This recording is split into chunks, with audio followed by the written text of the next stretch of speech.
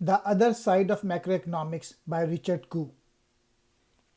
Borrowers are looking for loans, and the available interest rate determines how much lenders will oblige them.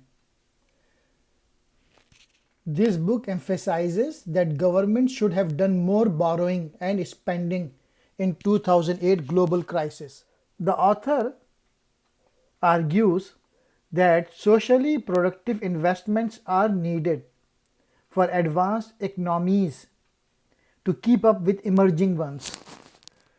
The Great Depression produces Keynes and the Great Recession produces Koo, one of the CEO mentioned. The discipline of macroeconomics, which was started in the late 1940s and was based on the assumption that the private sector is always maximizing profits, considered only one of the two phases an actual economy experience. They overlooked other phases, in which the private sector may instead seek to minimize debt, can help explain why economics stagnate and why the much policies of the quantitative easing and zero or even negative interest rates have failed to produce the expected results. 2008 Great Recession has raised serious credibility issues for the economic profession. The widely varying option of these experts in how the recession should be addressed, together with the repeated failures of central bank and other policy makers to meet their inflation or growth targets, have left the public and political leaders suspicious of economists. In Japan, the central bank has offered near zero rates for close to 2 decades.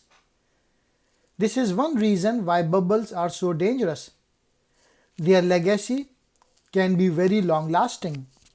The core of his argument is contained in a 2 by 2 table, explaining the behavior of borrowers and lenders in the economy, giving rise to 4 possible outcomes. Number 1. Sufficient borrowers and lenders. This represents the standard textbook world with ordinary level of interest rates. Number 2. Sufficient borrowers but not enough lenders due to bad loans, a financial crisis or credit crunch with loan interest rate higher than the policy rate. Number 3. Sufficient lenders but not enough borrowers, a BSR or secular stagnation with insufficient borrowers due either to balance sheet problems or a lack of investment opportunities and very low interest rates. Number 4. Borrowers and lenders both absent. This may occur in the aftermath of a burst asset price bubble with balance sheet problems and bad loans with very low interest rates, but only for highly rated borrowers.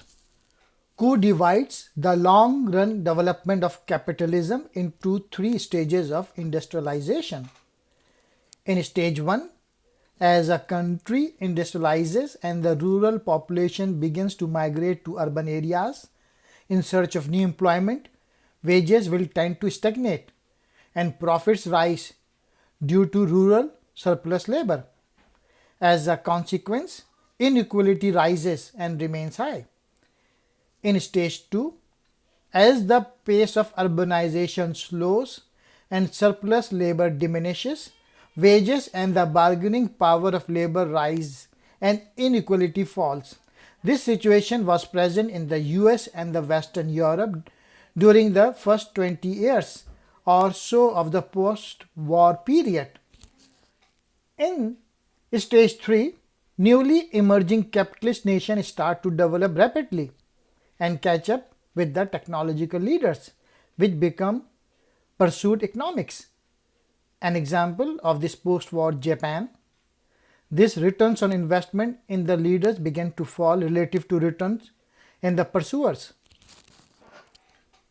I am not against tax cuts of the kind Trump is pushing, but in terms of macroeconomic impact, I would have preferred infrastructure spending. The US private sector even today is not borrowing money as a group even with these very low interest rates.